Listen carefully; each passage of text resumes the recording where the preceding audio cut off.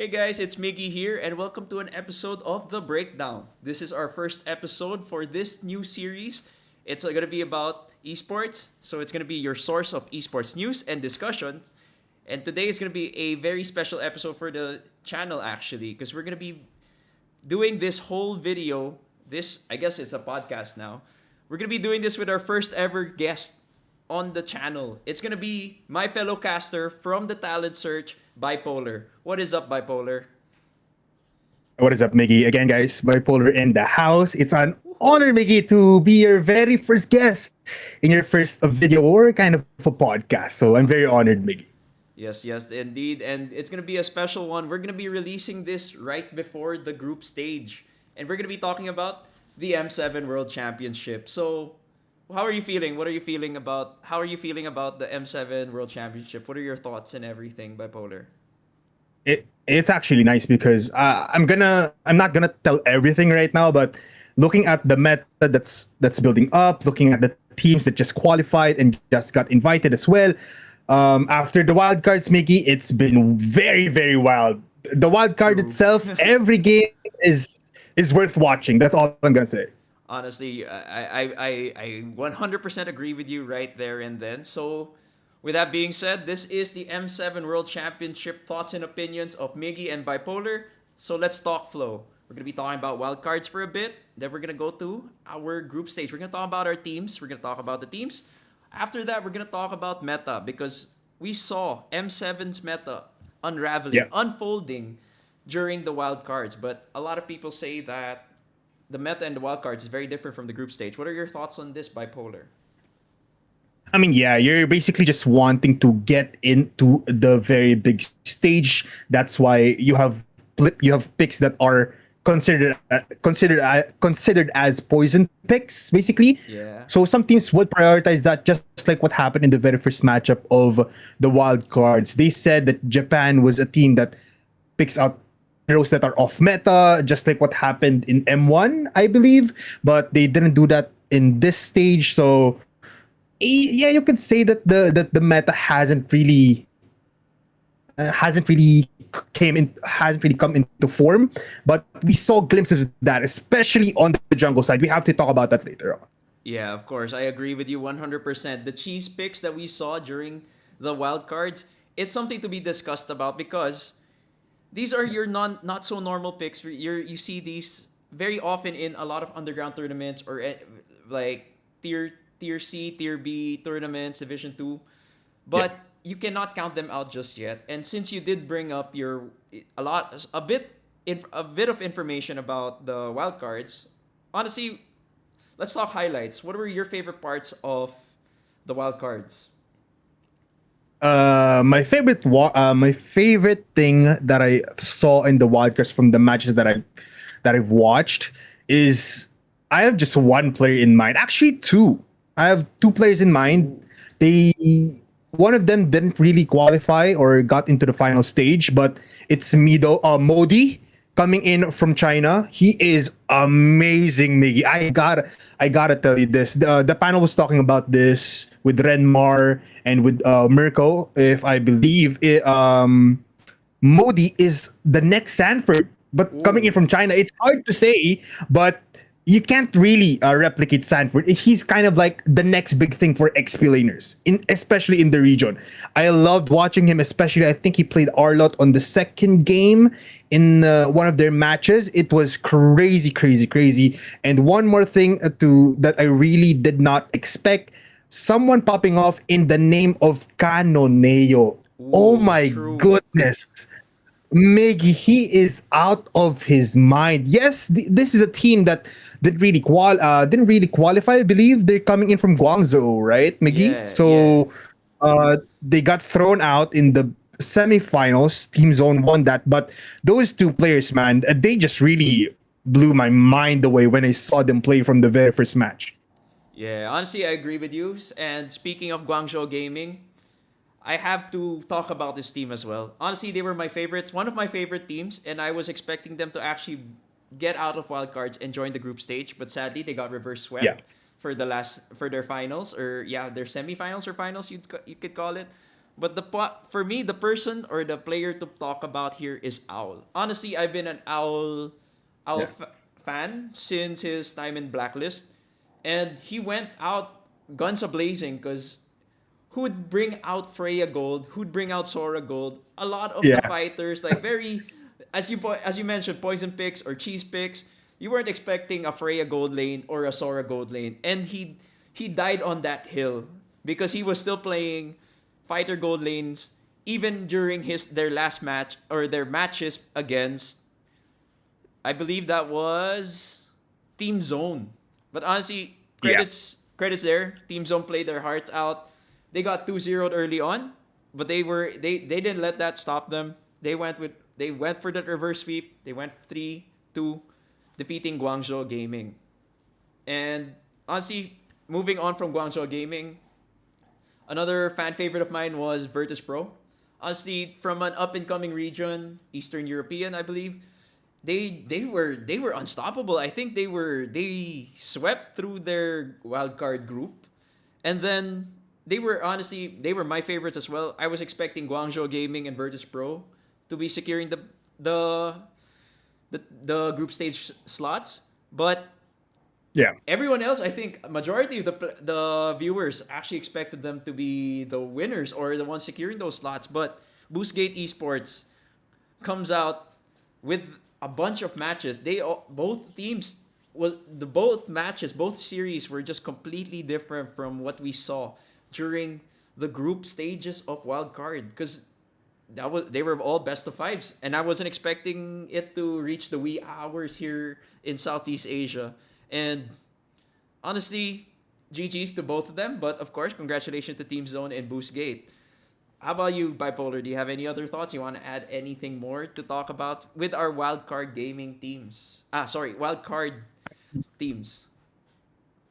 I mean, yeah, we have to congratulate these qualified teams, right? Team Zone and Boostgate, they played out of their minds in the semifinals. It was a 3-2 for every match in semifinals, so it was really worth the watch. But diving in deeper, one of the teams that I actually loved watching as well, and hopefully they will come back in the next season or in their own tournaments to be more better is I think it is from Japan, looking at the likes of who are these players once again. Junichi coming in from Zeta Division. He is actually amazing. But one more thing to point out, Team Zone, if I believe, if my information is right, Miggy, correct me if I'm wrong, this is a team that has one veteran player and four rookie players, which is actually insane to think about. Because you have ZX Aura coming in from this team that was a young gun before, but now they are a team full of rookies, and they are star-studded, man. Just looking at these players, looking at Bankai of all players coming in from the EXP lane, he is crazy. Plus, with the IGLing of ZX Aura, even though he's a jungler, it's actually insane to see this team qualified, and I think they will go a very, very long way. Yeah, I do agree with you. The strength, the condition, the quality of players we have now. I believe this is one of the hardest seasons of ML Yeah, or the M that's series true. because every region is now super competitive. That's why a lot of people have been talking about you should be providing even the smaller regions 2 slots to secure for the M series Yeah, because there's so much talent. There's so many talented players all around the world now, and yeah, we saw China. China is just super strong right now. Even though they are a big region, but they are just up and coming in the ML scene. And yeah, adding to that, I believe Axe from MPL MENA, they yeah. also had a strong showing as well. Honestly, That's true. they were like one of the contenders. A lot of people were talking about how Axe was a big contender in the wild card. Yeah, yeah. You know what? Looking at Axe specifically on some of these players, you have Speedy and Alpha coming into the mix. If I'm also correct, please do correct me if I'm wrong in the comment section down below. You have Speed and Alpha from other teams. They were recently reiterated into this team, so they had to basically how do you say this? They basically had to start from the beginning Yeah. when they got into the team. So Alpha and Speedy are good on paper coming in from Axe, and they are fresh as a team. You're not you don't have that experience with team chemistry yet, but man, oh man, they played so well in their games where they did win. But you have the likes of Quanok in the mid lane that I think people should look out for, man. Quanok Yeah. on that Valentino, when you looked at it before, that was basically their game plan for this meta. Use Quanok for those big fights, and he just basically delivered. Yeah, I have to agree with you there. And honestly, Valentina is one of those very particular. It's a niche pick now. Back then, it was a very go to because of how bursty her skills were. But now it's Yeah. really about being able to know which ultimates to copy and to utilize in the given situations. And Yeah. looking at all our wildcard teams again, GG, well played. Congratulations again to Team Zone and Boost Gate for securing their spot in the group stage. Very well deserved, playing their hearts out. All best of 5 series for the last matches. And moving on from there, we just talked about the wild cards. We're going to our group stage. Our group stage is now Let's go. consisting of representatives from MPL ID, with two of them being Onic ID and Alter Ego. MPL Philippines, our representatives. Woo, Philippine represent Team Liquid Philippines, but now I do believe they go by Team Liquid. They were given the Yeah. ability or right to call themselves Team Liquid because they are the sole Team Liquid representative in the M series. Aurora Gaming, Yeah. Selangor Red Giants from Malaysia, and CG eSports as well from Malaysia. From Singapore, we have Evil, CFU Gaming from MPLKH, Mena, Team Falcons has Mena, Yangon Galacticos, correct me if I'm wrong, or Yangon? Yeah, it's young. Yangon. I believe it's Yangon Galacticos. It's Yangon YG. Yeah. Galacticos, yeah. Team Spirit, of course, the fan favorite from the Eastern Europeans. Aurora Gaming from Turkey. BSE, Black Sentence Yeah. Esports, and Jianfeng Yao Guai. And and joining them are our wildcard teams Yeah. being Team Zone and Boostgate Esports. So starting things off, let's get the ball rolling. Who are your top 3 teams? Top 3 teams. That's a hard thing to say. Or you want to do top 5? Top 5. Start. Top 5. Uh, I'll go top 5 if you allow me, Mickey. You said it anyways. I'll start it off. This is not by ranking, okay? I'm just saying teams that I really like to see.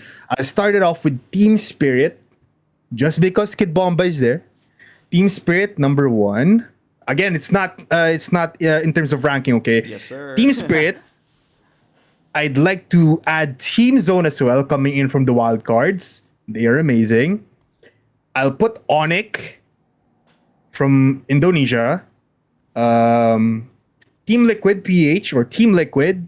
And one more team that I am looking forward to seeing. Ooh, it's between 2 teams, Miggy. It's a team from MENA and it's a team from MY. and I think you know the MENA team that's remaining, because I already picked up Zone. I think they're from MENA, right? Yeah. If I'm correct. Team Zone is from MENA, yeah. So it's between Team Zone SRG came and from Falcons. Mongolia, I believe. Sorry. Axis from MENA. Yeah. Mongolia. Team Zone's from Mongolia. Yeah.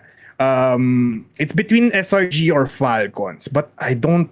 I'll go SRG. It's the safest pick. Okay. But I would like to see Team Falcons. They're like my honorable mention, Team Falcons. So, Team Spirit, Team Zone, SRG, Onic, and Team Liquid. Okay. Those are your top 5. I agree with you. Huh? Yeah. I agree with you. I'm a Kid Bomba fan as well. So my top 5 would probably be Team Spirit, of course. Again, no particular order. So Team Spirit, of course. TLPH, Team Liquid. Of course, we gotta be biased towards the Philippines. So Aurora Gaming's there. And then it might be a hot take, but I like Aurora Turkey also. I feel like Ooh. they're that dark horse. Like they're showing in the MSC, it was pretty good, and I think we're gonna Yeah. discuss the meta later. I have my opinions on it, and I think they can make it work. And my last one, it's gonna be SRG. I'm not. I'm sorry, powerhouse Mm, wise, Onyx is there, but I still feel that SRG just has that extra edge. So it's gonna be Team yeah. Liquid, both Auroras, Team Spirit, and SRG. Okay. I mean, I didn't include Aurora, so Aurora coming in from the Philippines. So I think I'm like a non-Filipino here. Maybe I should have picked them instead of SRG. But yeah, I'll stick with my top five here, Miggy. Yeah, honestly, all the game they people say that there's a strong region or it's a whole, it's a I don't mechanics think so thing. anymore. Yeah. Yeah, because if we're looking at it, when it comes to high pressure tournaments and everything, it boils down to the mentality of the players because whoever wants it more tends to be the one who wins.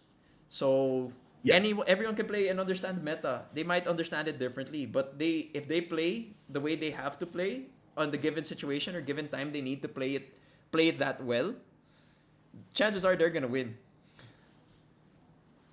Yeah, that's true. That's why I put one of my teams. I put Team Zone in one of my teams for my top five, just because you know the hunger coming in from Yeah. these players are something to look forward to as well, because you have players like from Team Liquid, you have multiple championships upon their belts. You have decorated players, but you have these players that are still in the radar, but they are still rookies if you look at it, Yeah. if you look at it more deeply. So you don't necessarily know what they're capable of yet, so you have to count them still when you're in the M series of all places. Yeah, and adding to that, they've played almost seven. In the group stage they played 7 games, and then they proceed Yeah. to play another 5. So they have 12 games already in the M series before everyone else. Yeah. So you honest to say, Yeah. they're warmed up. These people are just entering. They're kind of cold. They're still trying to feel for the vibe. But these guys have been here. They've been in the venue. They've been in Indonesia and they played 12 games. And I'm pretty sure if you play 12 games, you're warmed up. Your jitters, your Yeah. new tournament jitters, they're not gonna be there. So I'm leaning to I'm believing you that I hope there's a storyline for Team Zone in the M series, right? Join the train, Mickey. Join the Yeah. wild card train, because these teams, you have to really watch out for them. I'm telling you, if they reach at least top five, I am telling you that there are no more strong regions. Even though we're Filipino and this Yeah. desk right now, I am telling you, it's time to finally look at other regions as well. When the panel was talking about this in the very first day, I think they mentioned this before, wherein we were talking about China being a powerhouse of a team. They are up and coming last 3 years ago, but they unfortunately disappointed everyone in the region. Then we counted them again in the second year. They also did. They weren't also as big of a promise when they performed. But now look at that. They didn't qualify from the wild cards, but you can see the power from these other regions are actually something to be scared of if you're from these powerhouse kind of countries from Indonesia or even in the Philippines. It's actually crazy. That's why I'm so excited for MLBB in 2026, because you have multiple areas that you have to watch out for. It's so good.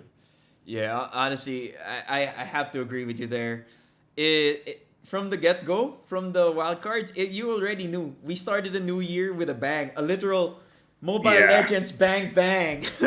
Yeah. And honestly, I'm very excited. Come January 10, that's gonna be the start Yeah. of our group stage. And who are players to watch out for? We talked about teams, we talked about regions. We're gonna go deeper into regions later on. But how about players? 3 players that you think that everyone should be watching or putting their eyes on. Aside from Bomba, because I we both agree there. Kid Bomba is someone to watch, yeah. but we already know he is someone to watch. Okay, I won't talk about Kim Bomba anymore, but yeah, we have to. I mean, let's us here right now, me, Yeah. Miggy, and every one of the Kid Bomba fans out there, we know that this guy can perform. So let's watch out for him as well. But for me, Miggy, I think I have to look out for Bankai again coming in from Team Zone. From SRG, I want to look at Sekai's. And Okay. for Team Liquid, I actually want to see JP Ooh. from Team Liquid of all players, just because he is amazing, man. Like True. we talked about this. A lot of people talked about this when they were competing for the championship here in the Philippines. JP was one of the players that actually performed so much out of the radar. We were looking at Carl Tizzy, we were looking at Sanji and Oheb, but a lot, even on Sanford, a lot of people are looking for Sanford. But you have to look at the bigger picture. Who starts the team fights? Who starts off the biggest impact of them all? It's JP. So I want to look out for him as well. But I think we also have to look at the roles, Miggy, because just Yeah. because there's a new meta, a lot of people's eyes will automatically look at the jungler side. So Yeah.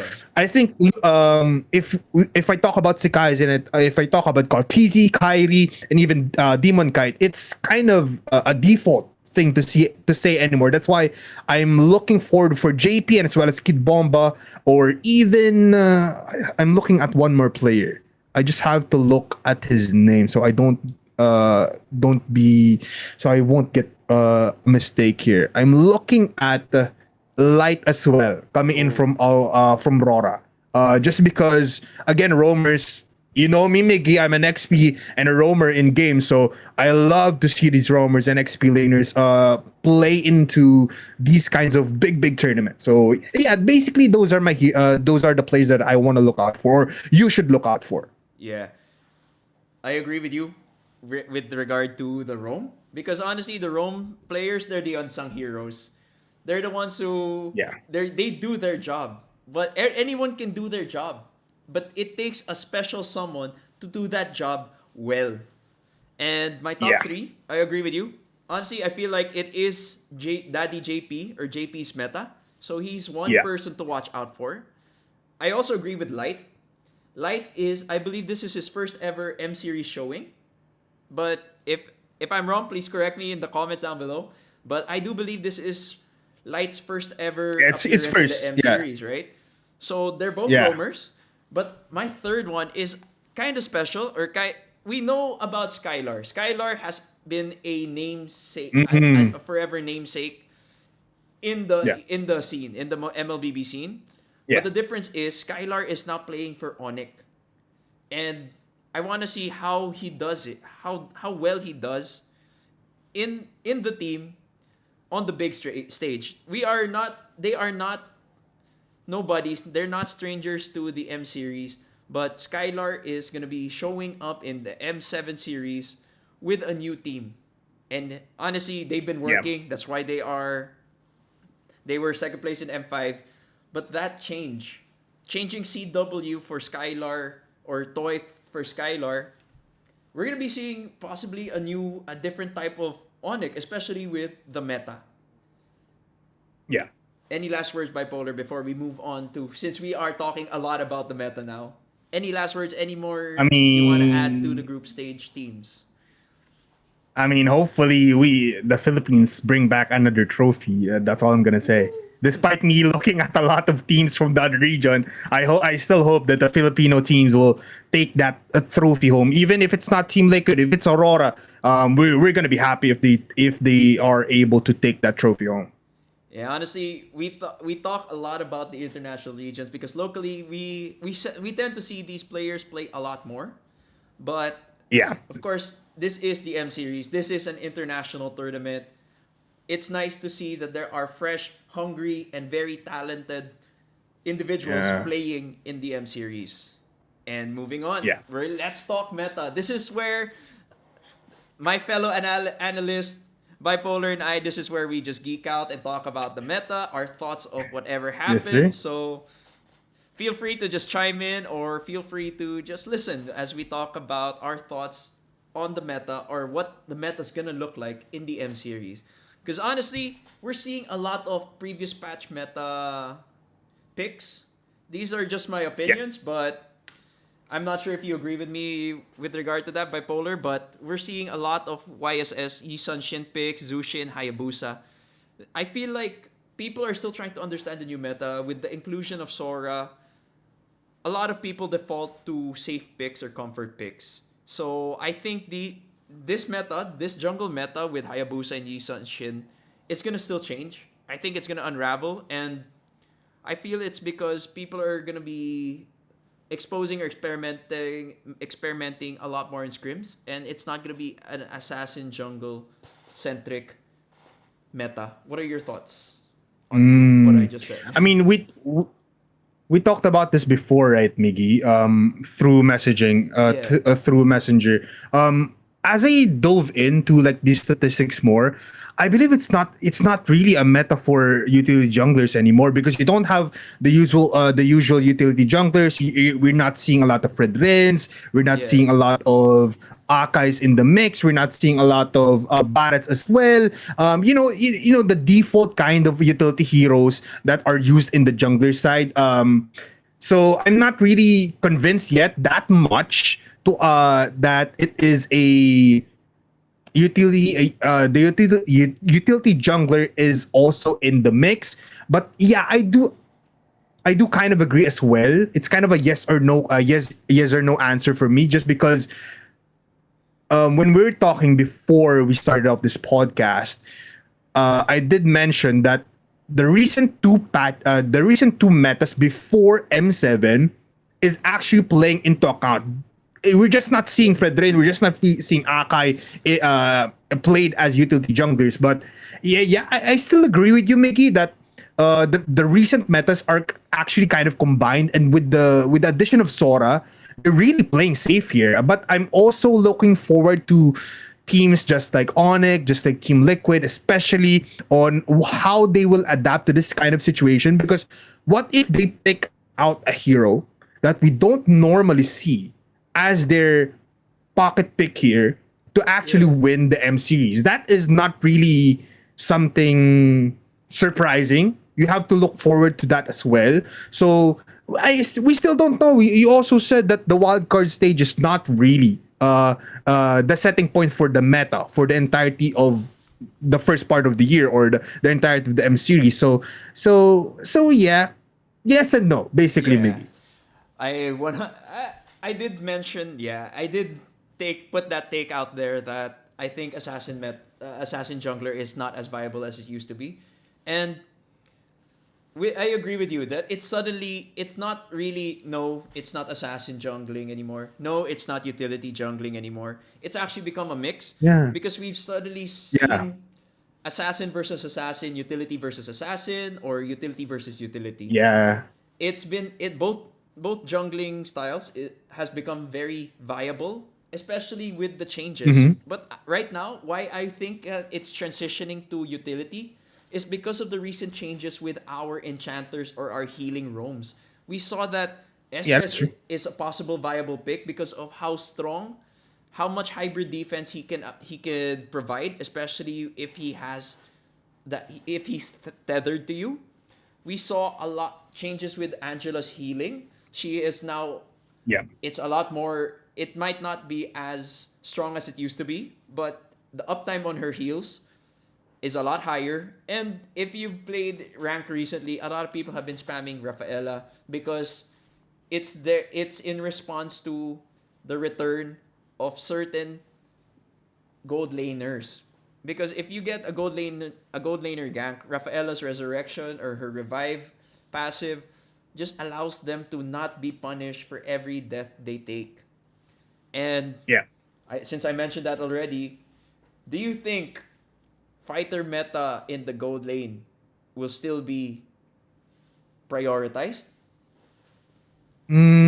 For me, last season or last meta we almost saw like 100% of XP laners on gold lane, Yeah. Miggy. For now, I think we are shifting on marksman gold, but I think it's 75% marksman, and there's still a 25% playing field for XP laners because looking at rank games, especially when I was playing with a friend, still it still does work, but in these kinds of tournaments I think you just have to really play with your team, you have to play with your jungler, plus you have to play with your mage. So I want to divert our attention a little bit later on Yeah. the mage side as well, Miggy, because yeah, for me it's slowly going towards a marksman gold lane again, but there's still a small percentage that you can still have a viable XP laner on that gold lane. But the hero pool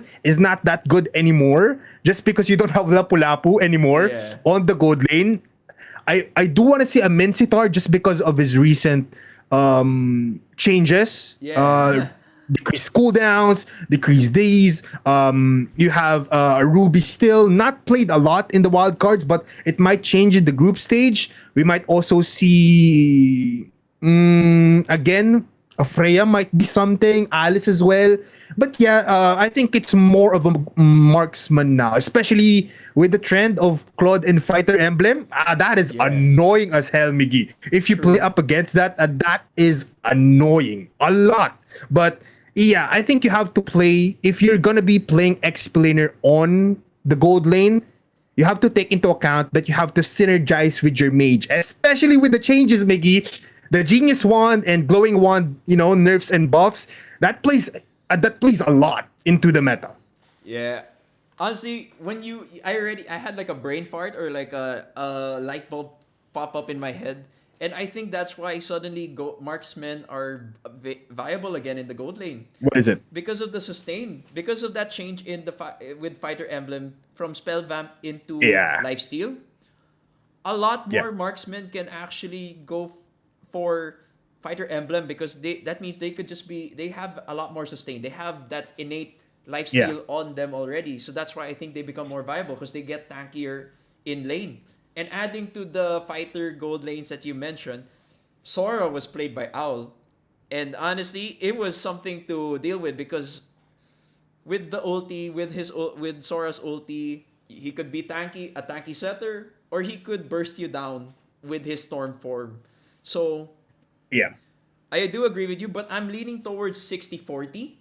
I do agree with you, 60 Mm. 40 where 60% it's still gonna be marksman because we're gonna be talking about it after. But because of the changes with the mid hero or mid meta mages as well. So it's gonna be 60 towards gold marksman gold, and then 40 leaning towards fighters. But I feel like we're gonna see a shift. Maybe CC's gonna stay there. CC, and I feel like there's gonna be another gold Yeah. fighter gold laner that they're gonna be utilizing a lot more. Possibly Freya, possibly Mm. Sora. But one thing's for sure, we're not gonna be seeing the end of fighters in the gold lane. But this is also Mhm. my thoughts, or why I asked you this question is because of the recent changes we saw. And I think not everyone has experienced it just yet, because they call it the Mm. Mythic Honor Battlefield. So with Mythic Honor Battlefield, a lot of the structures, the turrets and the base, actually get tankier. Yeah. And there's a different Yeah. formula for gold gain. So Yeah. it kind of punishes you if you don't have late game damage. You're gonna have a hard time Yeah. sieging turrets and securing that Yeah. base if you don't have the damage to secure the turrets in the first place. So that's why I brought that up. So anything else you want to add before we move on to the next lane? I mean, yeah, I think, yeah, a good thing you pointed that out, Miggy. Because I agree with that as well. If you don't have sieging heroes, if you don't have heroes that are solely looking at getting objectives lane wise and map control wise, you are not gonna be winning a lot of these games. You have to, just like what happened in the last game for Virtus Pro, they were waiting for players to go for mistakes. I think that will happen to you a lot more if you don't have a marksman or you don't have heroes that are made for sieging. That's why I think YSS is a big factor in terms of our hero picks right now. You have what 24 times pick for Yi Sun-shin. Yet it's a 50% win rate, but this hero actually provides you with team fight, provides you with CCs, provides you with getting objectives from the river, from the pits of the Lord, and as well as the turtle, and you get tower pushes as well. So Yeah. yeah, I think you're absolutely right there, Biggie. Okay, okay. Honestly, yeah, YSS is a force to be reckoned with. He not just provides objectives, he provides utility with the crowd control and of course the damage. That's why people are still running YSS. I want to give a shout Yeah. out to Virtus Pro's jungler. Virtus Pro's jungler was whose KDA was at around 26 on Yeah. his YSS. He was just unstoppable. Every time he got it, he more or less higher chance he was the one securing the victory for Virtus Pro when he was on his YSS. Mm-hmm. And then now, since we've talked about the jungle, we talked about the gold lane, and we kept talking about the picks being very centered around our mid lane. What are your thoughts on the mid lane right now, Bipolar? Our heroes, the playstyle. What are your thoughts on the mid lane that we saw in the wild cards, or what you think we're gonna be seeing in the group stage? Miggy, all I gotta say is I want Kagura to be picked a lot more, Ooh. especially if you have Sora in your team. All honestly, if you have a great Sora here, Sora player, you can combine all of those spells, all of those ultimates into a very great team fight.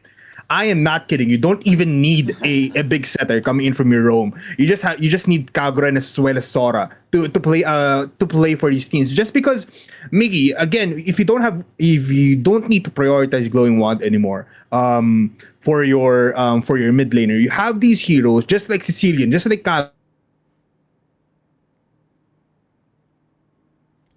um are gonna be more aggressive, are gonna be more enabling themselves early on, just because they don't have to really buy these like items anymore that just kind of hinders them in the early game. They You don't have that kind of very slow type of mage anymore, wherein they're just there for CCs in the early game. Right now, you can see again heroes just like Kagura, just like Kadita, just like Kimi as well, that honestly provide a lot of damage in the early game, just because a different kind of itemization will happen, especially in these games. One more thing to point out as well, coming in from me, Miggy, is Lilia has been picked in this meta. It has lost for twice now, but Yeah. I think if in the right hands, Miggy, in the right hands, Lilia will actually be amazing in this meta.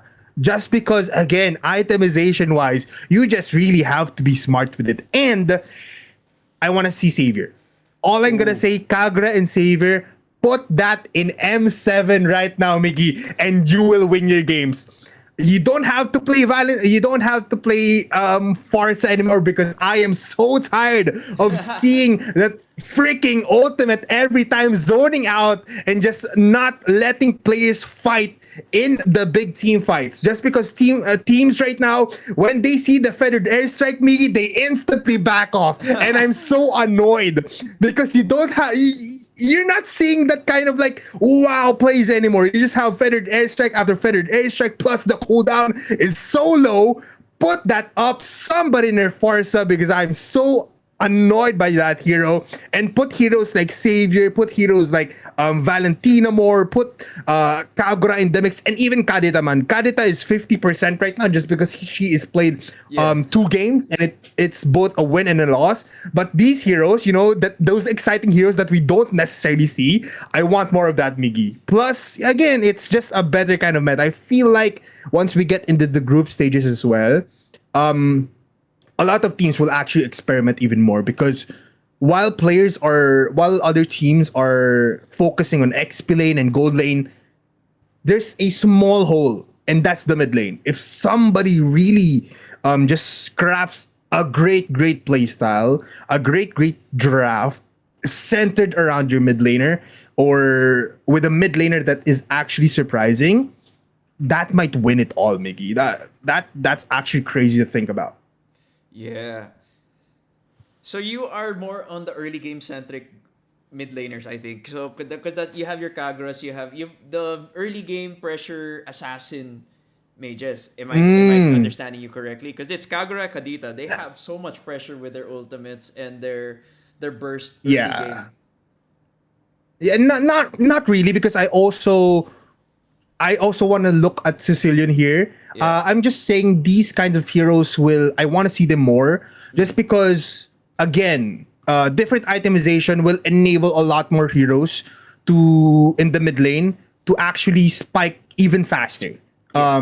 You have to include Sicilian in that as well, because again, it's a very late game hero. Everybody knows that, Yeah. but since you have items that will provide you with more damage, it can, the early game, or like the slow pace kind of mage like Cecilion, just like Lunox as well, they can get enabled faster. That's what I believe, though. So please correct me if I'm wrong. I Yeah. know they will still take a longer time to actually pop off, but I hope you guys see what I hope you guys hear what I'm saying, because itemization wise, it's gonna be crazy. They're gonna have more damage early on. Yeah, yeah, yeah. Now I get it more much clearer. It's really about the tempo these heroes can Yeah, generate yeah, for yeah, their yeah, teams, right? yeah, yeah, yeah. And honestly, I agree with the Lilia. The Lilia, I'm a Lilia believer as well. The buff, though it was, Mm-hmm. is somewhat a small buff, or at Minuscule, yeah, least people say that it's a small buff, but it's pretty big. They yeah. were able to they increased the range of her casting, which means you can play a lot safer but dish out a lot more damage. This is why I think Mm-hmm. we are leaning towards not so utility heavy jungle just yet because of that Lilia threat. If you're gonna sit idle Yeah, in that long engage, that long ass team fight, Lilia's yeah. that's where Lilia shines. And though I do want to be optimistic about variety with the mid lane, I still Mm-hmm. think we're gonna be looking at, though we did lose Kimmy, or at least here we are seeing Kimmy got picked 7 times, but we are veering away from, since we are entering again with a 60%, or my thoughts on a 60% marksman gold lane, we are veering away from another a tri-core or duo core lineup, and we're leaning towards Mm-hmm. having utility into artillery mid laner. So yeah, that's why I'm happy Yeah, to see yeah, Eve back, though she does not have as much burst potential as Farsa does. But the yeah, sheer utility of her real world manipulation, being able to cage people into a certain space, it just gives ample time for follow up from your damage dealers or your assassin junglers and your marksman gold lane. So I think yeah, that Eve and Farsa are still gonna be played. Honestly, I'm surprised that Zushin got played so much during the wild card. yeah. It's crazy, especially with, I feel like it is a pretty killer nerf. That's what happened. That's what happened to her. With, if you guys are not aware yet, when you use Lantern Flare or you use your second skill on Zushin, whether it's on a minion or on a hero, it will take mana away from you. It will cost mana. Mm. So that's why a lot of people were calling Zushin a dead hero, because she basically loses her ability to just keep having that perma poke Yeah. on their opponent and having that early game lane pressure. And honestly, I'm surprised. Though her win rate is 45%, we have a lot of Zushin specialists in the upcoming group stage. But I feel like Yeah. people are gonna start veering away from her because there are potential mid lane picks that may offer the same utility she does at at a fraction of the cost. So Mhm. I'm still saying I do want to see a more variety in the mid lane like you, but I feel like we're kind of hard stuck on the early game utility with the crowd control ultimates, Mm. zoning Yeah, that's true. ultimates, but we're still leaning towards artillery, I feel. And the Zushin though, how about you? What are your thoughts? Because I feel like Zushin will slowly be pushed out of the meta especially with the change. But Yeah. it's still being played. Is it still viable for you? I think I'm not a fan of Azushin, man. Like ever since, Oh. it's just I mean, I don't have any grudges for Zushin. Okay, I just think that yeah, with the recent nerfs, I think she's getting prioritized just because a lot of players actually know the value of a Zushin. Despite the nerfs, yeah, despite the things that you've said before, it's still viable in a way. It's just that it's just harder to play, but since you do have heroes that are really much tank. You have Arlot, you have CC, you have Hylos being picked, you've got Kacha and Yuzong. Zushin can still pop off, but I'm really not convinced that this is the go-to mage to still be looking forward to. I think she has one of the highest bans, if I'm correct. She has one of the highest ban rates in terms of the wild cards. Like I'm looking at it right now. She has 41%, just below a Grok, and as well as Yuzong, and as well as yeah, I think so. She's one of the highest bans here. So I'm not convinced that you have to prioritize in picks and bans Zushin anymore. It's not her meta. I think I agree with you on that. Okay, okay. So we were talking about how team play is a very important part of the meta right now, and Yeah. of course with the mid lane we have to have a frontliner, and I think Hmm. let's save the roam for the last because we were talking about our top three or two out of the three people to watch out for this coming M series. Both are both roamers with JP and Light being our top two players to watch. Let's talk XP and Yeah. then we can talk about roam after. So in the XP lane, how are we looking at it? What are your thoughts on the XP lane? Are we going back to the damage dealing fight bruisers, or are we still gonna be sticking to the same heroes? And are we gonna be transitioning to maybe a tankier one, more damage? What are your thoughts on the XP lane come M7? I think just take out Lapu-Lapu from the entirety of the XP laner pool, and you have a plethora of things to play in the XP lane. But I think you have to look at heroes that are close to Yuzong and as well as Phoveus. Ooh. But don't never pick Uranus anymore. It's more pick than Phoveus, Uranus, but do not pick Uranus. He is I can't say bad words here, Miggy. It's a PG channel, but Yeah. he is dog water, Miggy. Uranus is a dog water kind of hero. I am telling you right now, if somebody picks this hero, they automatically have an 80% chance of losing that match. That is a wild take coming in from me, Miggy. Just because I don't believe. If I don't believe about Zushin, I also don't believe about a Uranus pick being that impactful in a match. Yes. He how do you say this? He thrives off a lot of like early game to mid game. Basically, he takes a long time to become something to be scared of. Because a lot of teams right now, I think, they just ignore Uranus as a whole. Yeah. You just look at the back line, you just look at the other wall after Uranus, and you have a beautiful thing for a win probability. If you don't look at Uranus anymore, you are fine. So I think take out Uranus from your XP pool, look at Phoveus, look at Yuzong, look at Arlot of all things as well, and consider a Cho and as well as a CC. But I do also wanna see an XP lane that has glue, and as well as these heroes that are setter types. Who was that? I did see. I did put it in my notes. Um, is Terizla still a good pick, Miggy? I think no. Last season, no.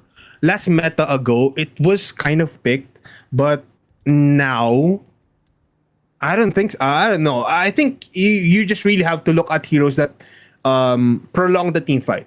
So Yeah. Yuzong and as well as Fovius and as well as Arlot. Arlot doesn't really stay stay long in the fights, but with his like final slash, his ultimate, that's the biggest thing that I look forward to in Arlot. But yeah, mostly centered on Fovius and as well as Yuzong. Ooh, okay, okay.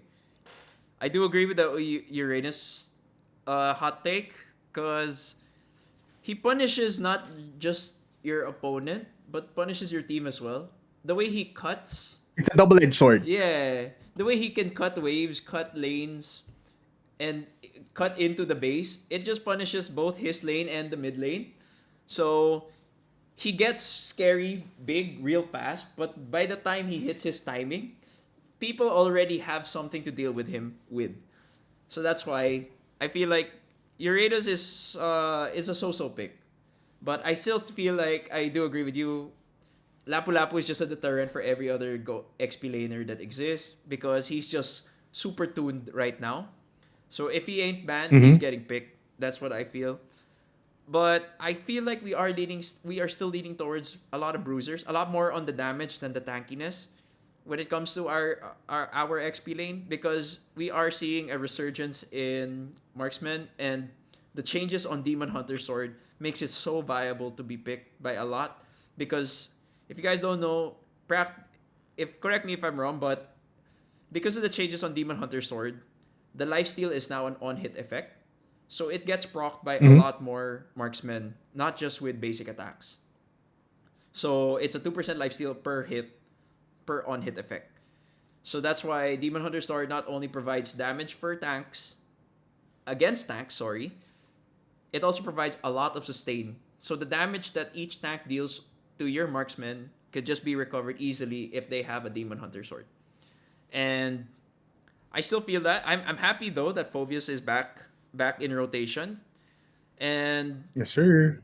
I like the take that Midnight mentioned. Midnight mentioned the whole Alice versus Yuzong matchup, wherein Yuzong came into the meta because Alice was back in the meta. But now, from suddenly, if Yuzong was a hard counter to Alice, it's now become a 50-50 because a lot of people know how to play Alice now into a Yuzong. So I still feel like Alice Yuzong, they're going to be played. I'm happy Mm-hmm. that Phobius is back, and I'm still leaning towards. I feel like people are gonna be building a lot more or picking a lot more bruisers than tanks, and Esmeralda though. Esmeralda is, I think, the hot pick or the pocket pick that people will be picking into or picking for the XP lane is Esmeralda because Esmeralda has is played in both gold and in the XP lane. But again, double-edged sword as well, just like the Uranus pick. He's there she's there to counter Uranus, but she's also a double-edged sword because if your opponent does not have the shields, she does not provide the tankiness with in that regard. Mm. Yeah. I think we're forgetting about one hero here, Miggy. I mean, Ooh. it's basically maybe because of me, but from Gotlin to explain, please also look forward to a Sora pick every time. Oh, We're not talking about it a lot, but I think just because it's still not no one used knows. used often, or it's not yet how do you say this? It's not yet exposed a lot. So we're not talking about it, but Yeah. we're always gonna be excited if you're gonna be picking Sora. Because if you pick Sora, he will. Some people might have been practicing it off off tournaments, right? Or Yeah. like in their own lives. So we might see something. Hopefully, the group stage. Because in the wildcards, man, I am telling you, some players played it well, but I am also just disappointed on how they played Sora. It's not to its full potential. So hopefully, in the group stage, he will get used into in the experts' hands, basically. Yeah. Honestly, well, I guess that's why. I guess because why we haven't been discussing it. Yeah, maybe it's because we don't even know which lane he's gonna be played in. Sora is just Yeah. my initial thoughts on Sora is he could be played both in XP and the jungle. Much like Lucas. He plays a lot like Lucas with the kit of Yeah, that's true. Suyo. And Mm-hmm. personally, I feel that Sora is. I feel like he's gonna be meta changing. He was banned a bunch of times as well. He was banned 28 times actually because possibly there is something we Yeah. don't know that people are scared of, maybe from scrims. But Sora has enough tankiness and damage early on, especially from my experience. When I played Sora jungle, as early as level 3, I already had kill potential or kill threat. Especially when there are those types of roamers that decide to just mess up your jungle pathing. You dish out so much Yeah. damage that you could actually trade them or take them before you move on to your rotation ganking one of the side lanes. And Sora in the XP lane, they play differently. You have to build when you're building Sora in the jungle. You build him very damage centric, very Lucas style. So Yeah. you have your Hunter Strike. You have your War Axe. You have your early game damage as well as that early game threat. But when you transition him into the XP lane, you have to consider building him more on the spell vamp. You're gonna consider building him as a tanky fighter, more leaning towards the tanky, less on the fighter. But even then, when late game comes, damage falls off. He's not as tanky as he used to be, as he's supposed to be. So it's kind of hard to figure out what his timings are as well. So I feel like Yeah. that's why we cannot really discuss him any further. But I am hoping to see more Sora. I feel like he is gonna be a meta changer in the coming Yeah. M7. And I think those are all my opinions on the XP lane. Anything else to add, Bipolar? Nothing. I just want more Sora. Hopefully, we see him more because he is exciting to watch. Yeah, with his high flying moves, his Nimbus, and his Torrid and his forms, he's a very fun. If you guys haven't tried, you guys should try him. He's a very Yeah. fun hero to play, and he's out now. And alongside the SpongeBob collab, because we have SpongeBob Cyclops, and that's why honestly I feel like Glue should be played too, because I want to see more Patrick in Yeah. the M7. And the thing is, people are playing him in multiple roles now. He's not just played in the fighter lane. He's not just played in the XP lane. Sorry, he is also now in the lane that we're gonna be talking about next. The one I feel like we're gonna be discussing a lot more of. Yes. He's actually being Yeah. played in the roam. With that being said, what are your initial thoughts? Because we talked about our two favorite hero players to watch out for in the M7 being both roams, which are JP and Light. What are your thoughts on the Hmm. roam come M7? I think this is gonna be one of the roles that we're gonna be seeing a lot of different heroes being played. Yeah. A lot more. How do you? Basically, a lot more roamer players will have fun in this role right now in Agree. M7 Agree, specifically, agree. just because you're not centered around Gatacha anymore. You're not centered around Baksha. You're not centered around being a Kalei and Khalid player. You know, these kinds of heroes that we saw a lot of last time. So you have, I mean, Grok is still there. Like Yeah, of Grok is still course. so powerful. But you have the likes of Franco, Tigreal is being played, and who else do I want to see here? I actually want to ask you, Miggy, is can Sora be played as a roamer? I Uh, think it's hard to pull off, it's but I hard to think pull off. it's worth trying it. That's what I think. I think it's viable. We did see like Arlot was everyone assumed he was gonna be a fighter assassin, but then Arlot started being seen Yeah. in the roam lane. And I think Sora can, but the difference is or the concern with Sora is he's very item dependent. So a lot Mm. of his Yeah, that's tankiness true. comes from his items. It's the only thing he provides early on without the items is the damage. Sustain is a hard thing to come by with Sora, and he doesn't have early game crowd control.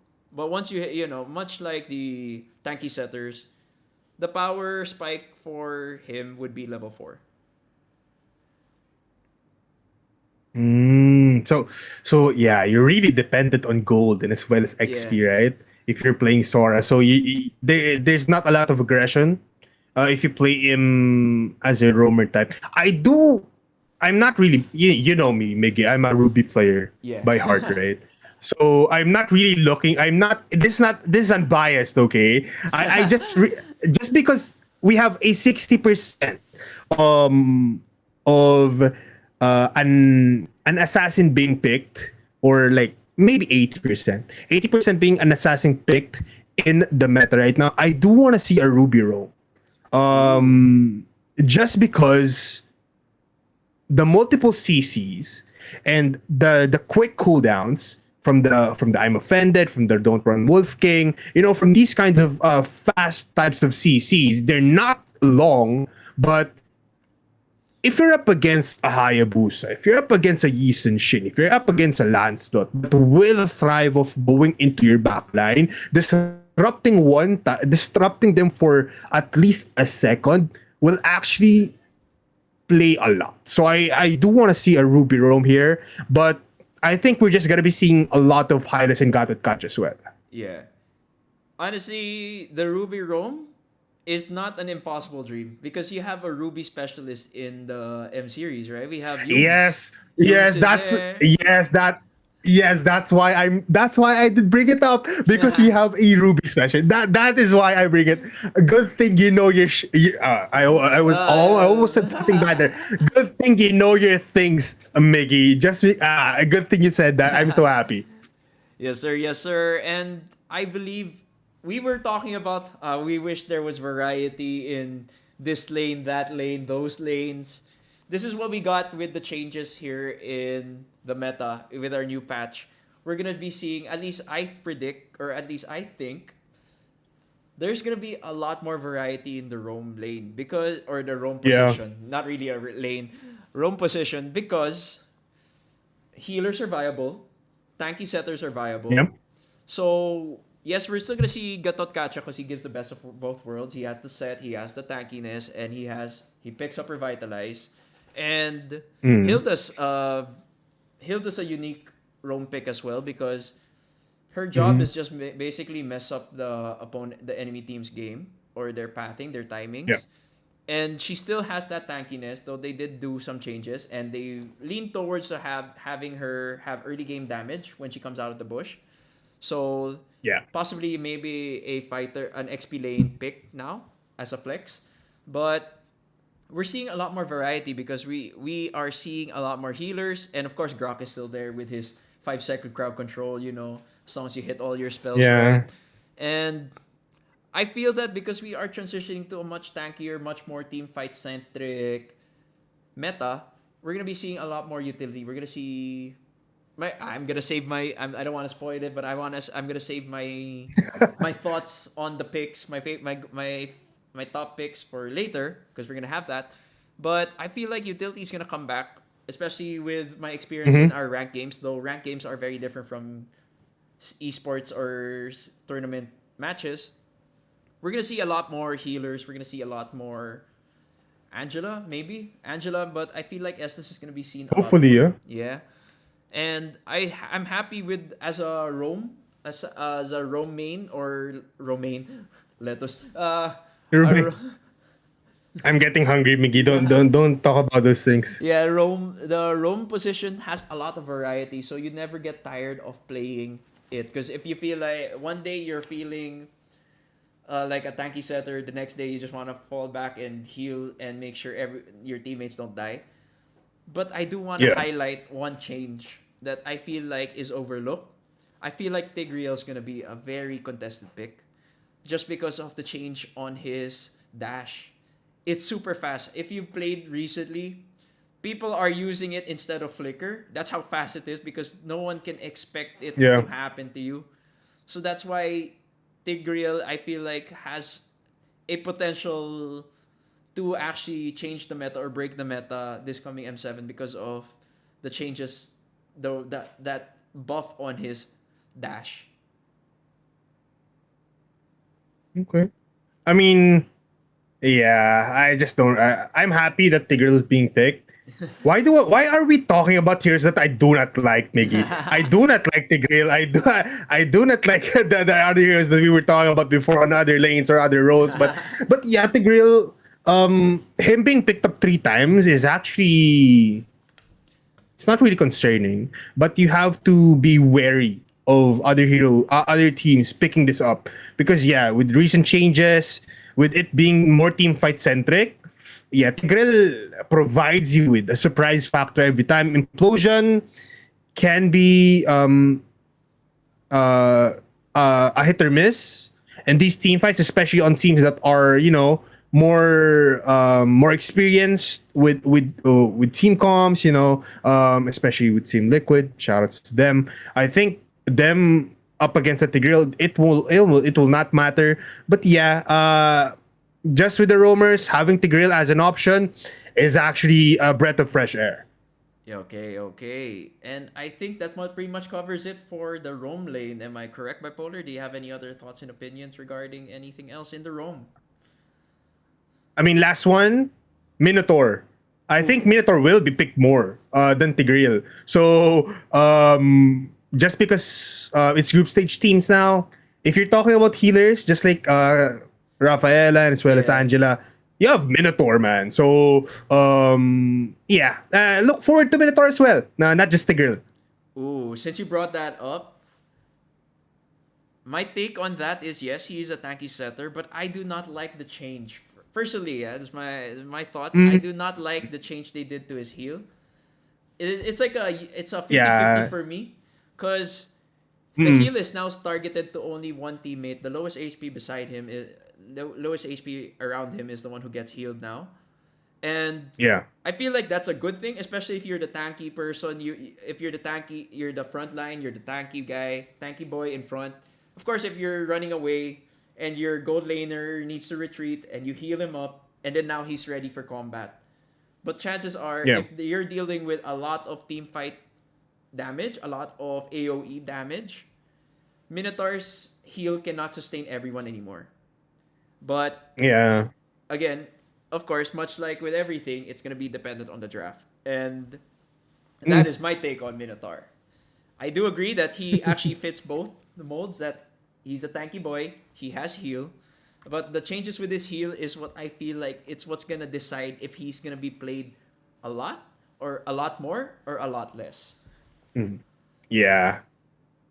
And I think that's it. I think that's our Woo! per role, right? And then now before we move on to our top picks for each role, I will let's do a quick fire macro or overview on meta. So I will be asking you I'll ask you choices from choice 1, choice A, choice B.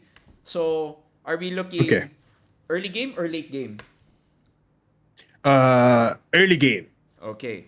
Early game, we're looking at early game finish. Team fight or pick off? Team fight. Blue side, red side. Neither. 50-50% gain eh. True. 50-50% right now. It's Yeah. there's nothing to really pick right now. So for me 50-50. Okay. Now per role, tanky fighter, tanky XP, damage XP. Tanky. Assassin jungler, utility jungler. Assassin. Tanky setter, utility healer for Rome. Tanky setter. Tanky setter. Fighter or gold or marksman gold lane. Uh, Marksman Gold Lane. Marksman gold. Artillery or assassin or scaling. Sorry. Artillery or early game assassin mage. That's hard. Hmm. What the? Hmm. Early game. Early game. Okay. So we are in agreement with most of those. I do believe we're gonna be late game. We're gonna be looking at a lot more games ending early. I feel that Yeah. though. I feel like we're gonna be.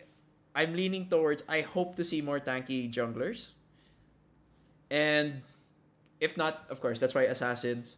And I feel like insurance policy, we're gonna have artillery mages. Those are my only differences, but I am in agreement with whichever. So that's our quick round on our thoughts on how games are gonna be looking like in the M series. Mm-hmm.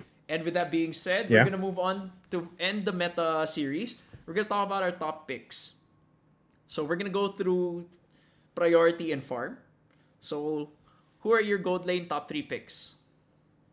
Bipolar. For me, I'll start it off with Harith. Just three, right, Miggy? Just three. Just three, just three. Three. Okay. Harith. I'll put. Do I put carry here? I'll put carry. Okay. Gold lane as well. And gold lane. Oh, that's actually hard, no? Ooh. One more. I'll put CC still Okay. on gold lane. Okay, so we are actually in agreement. So my thoughts are carry, CC. But my third one is it might possibly be Claude. I know.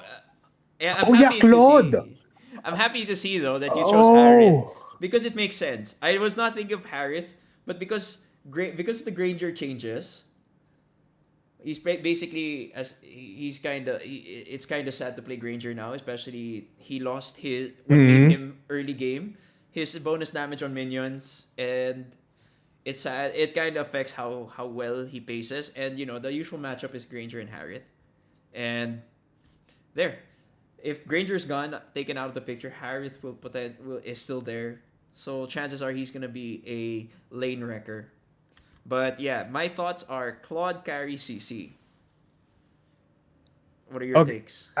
Can I retract one hero? Okay, I will not okay. put CC anymore. I will put Claude. Okay. Claude number Harith number one, Claude on the second, and third Harry. Carry. I will not put CC anymore. How did I forget about Claude? Holy. Yeah, I agree with you on Claude, but I'm not gonna put CC anymore. I'll still put Harith there. Okay, okay. And then on my end, so since you started off with the gold lane, I'll start off the jungle. So I still feel like Fredrin is gonna be picked. My assassin of choice. I feel like Yi Sun Shin is still gonna be played. Sadly, Yi Sun Shin. Actually, this is the hard part. I feel like Barats is a very viable pick, so I feel like I want to include him. I'll go for it. That's my hot take. Barats is gonna be played for the jungle. He's gonna be a contestant. I feel like he's gonna be a top pick this coming M7. How about you? How about you? So who are your three? My three are Who's your full three? Fredrin, Yi Sun Shin, and Barats. Oh. Okay. I'll put Yisun Shin number one. I'll put Lancelot number two. Okay, Yi Sun Shin. Wait, I'm- Yi Sun Shin. Yisun Shin. Lancelot. Lancelot number two. I'm actually just sad just because no one plays Ling just because of broken walls. But if there's no broken walls, man, I'll put Ling in that category. But okay, wait. Yisun Shin, Lancelot. Yes. Do I put Lapu-Lapu Jungle? and then Joy? And Joy. Okay. No, Joy. Yeah, Joy. Joy. Okay, Joy. So you are really leaning towards the assassin. We're doubling down on the assassin. While I'm on the other hand, I am on the utility. I'm more on the tanky. But we still, of course, Yisun Yeah. is still viable because everyone needs that early game marksman insurance to make sure that they scale further. So moving on. Okay. Your picks on XP. For me on XP, default Yuzhong, Arlot, and as well as Phovius. That's my three. That's the fastest thing that I've said just because I know it well. Yuzhong, Arlot, and as well as Phovius. And Phobius. Okay, so mine is gonna look a bit different from yours. I'm gonna put Ooh, in okay, Lapu okay. Lapu. Lapu Lapu is my first. What the? Lapu Lapu Okay, okay. is so I'm not. good. I know you hate I'm him, not but gonna say he's such anything. a. It's because of the damage reduction. He's CC immune. Yeah, Lapu Lapu, yeah, I that's know. true. That's true. CC immune. CC immune. Lapu Lapu, and I feel like I know it's a cop out answer. I might put in CC, but CC is a flex roll. So, but then Hmm. I chose him for gold, so I'm gonna keep him in gold. So, I think Okay. I'm gonna put in Yuzhong. Yeah, Yuzhong. I'm kind of hard stuck on who I want to put for my third pick. Oh, actually, I already know. Easy. We're gonna have Glue. Glue forces Ooh. you to play a certain hero. If you're gonna see a matchup against Glue, you're kind of if you see them pick Glue, at least this is my thoughts. This is my take. It forces mid to play a certain hero or certain heroes Mm. that respond to Yeah. Glue. So Yeah. you have to play a certain way if you're gonna be playing against Glue. Much like if there was a Fanny, you have to play a draft around Fanny. You can't just play whatever you feel like as a comfort pick. So when Glue is picked in the XP lane, people have to adjust. The opponent has have to adjust their picks just to cater to that Glue pick. So that's why Mm. my top three, our XP is very different actually. Yuzhong, Arlot Phobias for Bipoler, Lapu Lapu, Yuzhong, and Glue for me. Okay. And then moving on, let's go Mm. quickly on the mid lane. What are your pick? I believe I start this right. So Yeah. taking from what we talked about, of course, we're gonna still have our Eve. This is the most like for me this is the easiest one to talk about. Eve Farsa, and I feel like we have to have a. As much as I don't I feel like Zushin's gonna be taken. I feel like Cecilion. Ooh. Cecilion is Yeah, gonna yeah, yeah. be, is that with one L or two? One L.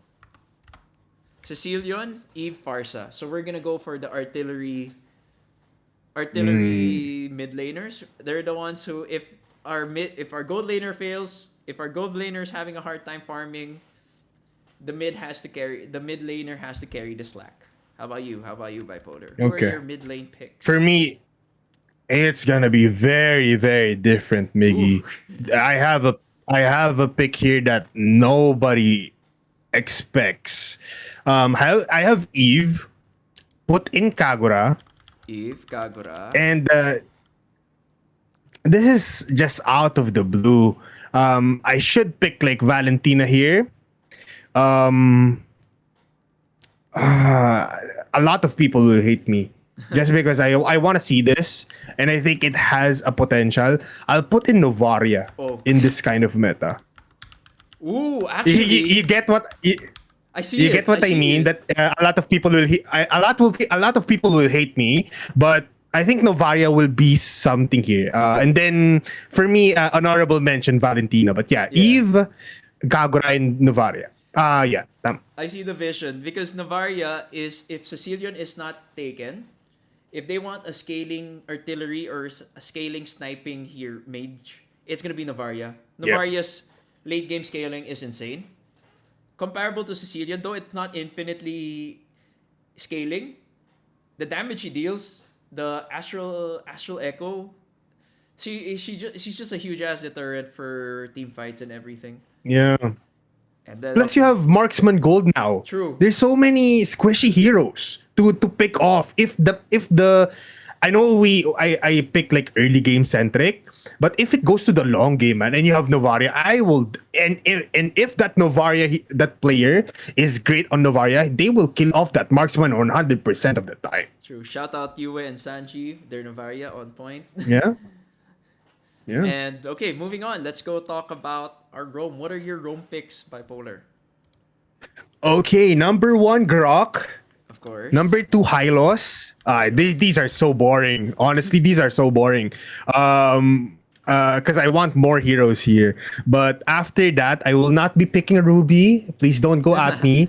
Hylos. What did I say? Hylos Hylos. Grok. Um, Grok. Oh no, I don't want to. I don't have high loss. I'll put Grok, Gatot Kacha, and then as well as Kalea on roams. Just default roams for now Okay. for me. Ooh, our roams are looking kind of different. I'm thinking Hmm. Tigreal, Estes, because of the Yeah. changes, and Estes. yeah, Ooh. because Estes just provide a lot of the if especially if you pick a carry or those a lineup Yeah, wherein you yeah, just yeah. bunch up together. There's not many unless there's a Grok, but then Grok is either insta pick Yeah, or that's insta true. banned, right? I'm Hmm. thinking either Grok or Gatot Kacha, but I'm not sure who I'd like more. But let's put in Grok. I feel like Grok is still gonna be a highly contested pick. Again, because of how much crowd control he offers, how easy it is to actually land a minimum of 3 seconds when you hit your skills on point or at least half your skills. It's still gonna be a very hard thing to deal with, especially with that. And that's it. Those are our top three picks for each role. So again, reiterating for the gold lane, my picks are Claude carry CC. Bipolars is Harith carry Claude. In the jungle, mine are Fredrin, Yisun Shin, Barats. Bipolars is Yisun Shin, Lancelot Joy. In the XP lane, mine are Lapu Lapu, Yuzhong, and Glue. While Bipolars is Yuzhong, Arlot, Phobius. On the mid lane, it's Eve. For me, it's Eve, Farsa, Sicilion.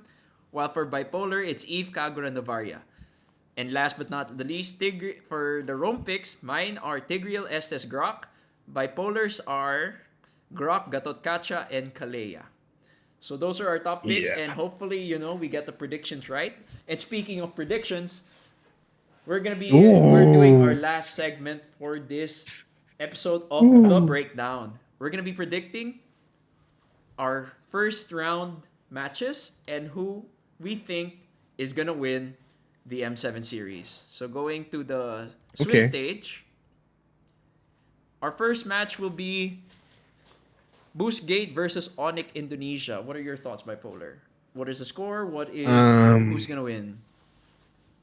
How many is best of three? Best of one. Best of one. Okay, so I'm not gonna talk about. I'll just go for Onyx. Okay, Onyx, we are in agreement. So Onyx will be winning against Boost Gate. BSE versus CFU.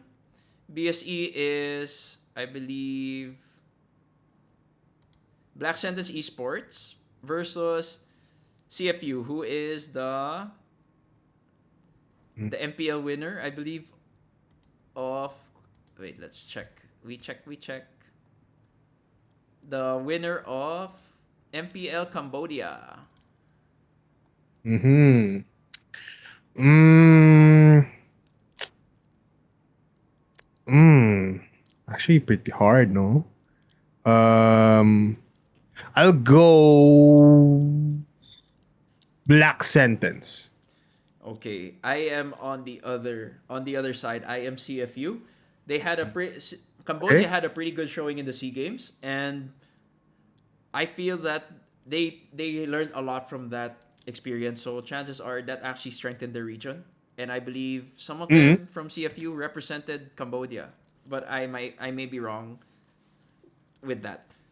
Moving on, Z1 versus Yangon Galacticos. Yeah, this is your Uh, team zone is your bias. So, what are your Eh, thoughts? I think you know what I think you know what I'm gonna answer here. Team zone, Yeah, and Team Zone. I am riding that train. I feel like Team Zone has it because they are warmed up with their 12 matches. DFYG versus Team Falcons. I'll go for Team Falcons here. Same. Team Falcons will win against DFYG. Evil versus Team Spirit. I think you know our yeah. I Here think we you know what go. we're It's gonna Kid predict here, Bomba. Miggy. It's Bomba time. It's Team It's Spirit. Bomba time, and I agree with you. SRG versus CG.